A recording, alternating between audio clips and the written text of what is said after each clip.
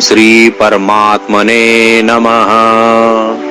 श्रीमद् भगवद गीता अथ प्रथमोध्याय। पहला अध्याय। धृतराष्ट्र बोले, हे संजय, धर्म भूमि कुरुक्षेत्र में एकत्रित युद्ध की इच्छा वाले मेरे और पांडु के पुत्रों ने क्या किया?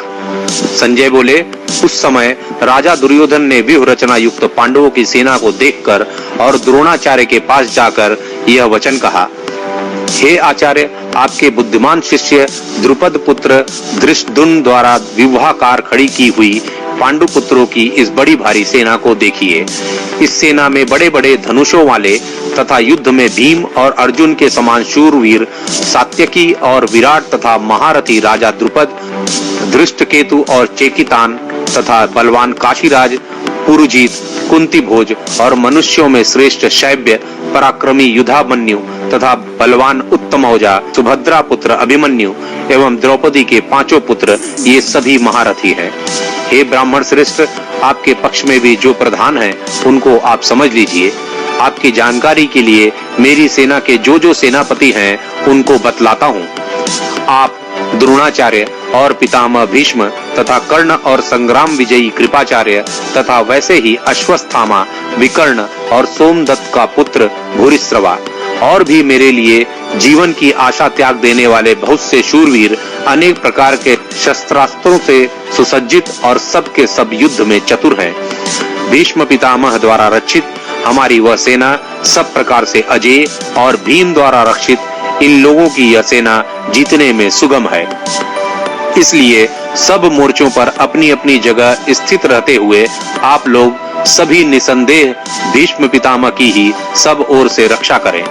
कौरवों में वृद्ध बड़े प्रतापी भीष्म पितामह ने उस दुर्योधन के हृदय में हर्ष उत्पन्न करते हुए उच्च स्वर से सिंह की दहाड़ के समान गरज कर शंख बजाया। इसके पश्चात शंख और नगारे तथा ढोल, मृदंग और नरसिंहे आदि बाजे एक साथ ही बज उठे। उनका वह शब्द बड़ा भयंकर हुआ। इसके अनंतर सफेद घोड़ों से युक्त उत्तम रथ में बैठे हुए श्री कृष्ण महाराज और अर्जुन ने भी अलौकिक शंख बजाए। श्री कृष्ण भगवान ने पांचजन्य नामक, अर्जुन ने देवदत्त नामक और भयानक कर्म वाले भीमसेन ने पौड्र नामक महाशंख बजाया। कुंती पुत्र राजा युधिष्ठिर ने अनंत विजयी नामक और नकुल तथा सहदेव ने सुघोष और मणिपुष्पक नामक शंख बजाए।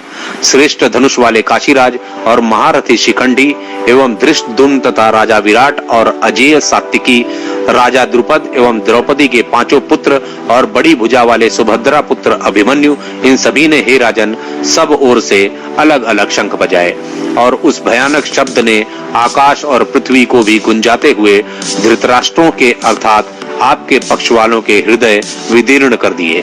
हे राजन, इसके बाद कपिध्वज अर्जुन ने मोर्चा बांधकर डटे हुए धृतराष्ट्र संबंधियों को देखकर उस शस्त्र चलने की तैयारी के समय धनुष उठाकर ऋषिकेश श्री कृष्ण महाराज से यह वचन कहा, हे अच्युत, मेरे रथ को दोनों सेनाओं के बीच में खड़ा कीजिए और जब तक कि मैं युद्ध में डटे हुए युद्ध के अभिलाषी इन विपक्षी योद्धाओं को भली प्रकार देख लूं कि इस युद्ध रूपी व्यापार में मुझे किन किन के साथ युद्ध करना योग्य है, तब तक उसे खड़ा रखिए। दुर्बुद्धि दुर्योधन का युद्ध में हित चाहने वाले जो ये राजा लोग इस सेना में आए हैं, इन युद्ध करने वालों को मैं देखूंगा। संजय बोले, हे धृतराष्ट्र, अर्जुन द्वारा इस प्रकार कहे जाने पर महाराज श्री कृष्णचंद्र ने दोनों सेनाओं के बीच में भीष्म और द्रोणाचार्य के सामने तथा संपूर्ण राजाओं के सामने उत्तम रथ को खड़ा करके इस प्रकार कहा कि हे पार्थ, युद्ध के लिए जुटे हुए इन कौरवों को देख। इसके बाद पृथा पुत्र अर्जुन ने उन दोनों ही सेनाओं में स्थित ताऊ, चाचों को, दादों को, परदादों को, गुरुओं को, मामाओं को, भाइयों को, पुत्रों को, पौत्रों को तथा मित्रों को, ससुरों को और सुहृदयों को भी देखा। उन उपस्थित संपूर्ण बंधुओं को देखकर वे कुंती पुत्र अर्जुन अत्यंत करुणा से युक्त होकर शोक करते हुए यह वचन बोले, हे कृष्ण, युद्ध क्षेत्र में डटे हुए युद्ध के अभिलाषी इस स्वजन समुदाय को देखकर मेरे अंग शिथिल हुए जा रहे हैं और मुख सूखा जा रहा है तथा मेरे शरीर में कंप एवं रोमांच हो रहा है। हाथ से गांडीव धनुष गिर रहा है और त्वचा भी बहुत जल रही है तथा मेरा मन भ्रमित सा हो रहा है, इसलिए मैं खड़ा रहने को भी समर्थ नहीं हूँ। हे केशव, मैं लक्षणों को भी विपरीत ही देख रहा हूँ तथा युद्ध में स्वजन समुदाय को मारकर कल्याण भी नहीं देखता। हे कृष्ण, मैं न तो विजय चाहता हूँ और न राज्य तथा सुखों को ही। हे गोविंद, हमें ऐसे राज्यों से क्या प्रयोजन है अथवा ऐसे भोगों से और जीवन से भी क्या लाभ है। हमें जिनके लिए राज्य, भोग और सुखादि अभिष्ट हैं, वे ही ये सब धन और जीवन की आशा को त्याग कर युद्ध में खड़े हैं। गुरुजन, ताऊ, चाचे, लड़के और उसी प्रकार दादे, मामे, ससुर, पौत्र, साले तथा और भी संबंधी लोग हैं। हे मधुसूदन, मुझे मारने पर भी अथवा तीनों लोगों के राज्य के लिए भी मैं इन सब को मारना नहीं चाहता, फिर पृथ्वी के लिए तो कहना ही क्या है। हे जनार्दन, धृतराष्ट्र के पुत्रों को मारकर हमें क्या प्रसन्नता होगी। इन आतताइयों को मारकर तो हमें पाप ही लगेगा। अतएव हे माधव, अपने ही बांधव धृतराष्ट्र के पुत्रों को मारने के लिए हम योग्य नहीं हैं, क्योंकि अपने ही कुटुंब को मारकर हम कैसे सुखी होंगे।